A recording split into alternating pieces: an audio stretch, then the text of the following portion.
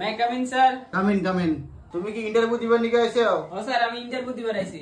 তাহলে তোমার first question হলো একজন দেশপ্রেমিকের নাম কও। আছে তো বহুত মানুষ, যেমনি ধরো মহাত্মা গান্ধী। বাহ, খুব সুন্দর। সেকেন্ড কোশ্চেন হলো কত ভারত কবে স্বাধীন হয়েছে? 1942 সনে হওয়ার কথা ছিল, কিন্তু 1947 সনের 15 আগস্টে হয়েছে। ও তুমি তো বহুত কোলা কোলা মারি দিলে দিছে।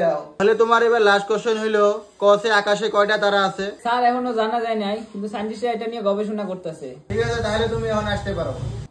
নেক্সট। ভাই তুমি ইন্টারভিউ দিলা? হ্যাঁ। তোমার কি কি কোশ্চেন ধরছিল? কোশ্চেন তো মনে নাই, অ্যানসার মনে আছে। তাহলে অ্যানসার গুলো কও। 1 নাম্বার মহাত্মা গান্ধী, 2 নাম্বার 1942 সনে হওয়ার কথা ছিল, 1947 সনে হয়েছে, আর 3 নাম্বার সায়েন্টিস্টরা গবেষণা করতেছে। ও ভাই তুমি আমাকে পুরো সুবিধা করে দিলাও, যাও। May come in sir. Come in তোমার নাম কি? মহাত্মা গান্ধী। তাহলে তুমি কও তোমার জন্ম কবে হয়েছে? স্যার 1942 সনে হওয়ার কথা ছিল, 1947 সালে 15 আগস্ট হয়েছে। তুমি কি পাগল নাকি? আর এটা না বৈজ্ঞানিকরা গবেষণা করতেছে, এটা সঠিক অ্যানসার এখনো জানা যাবে।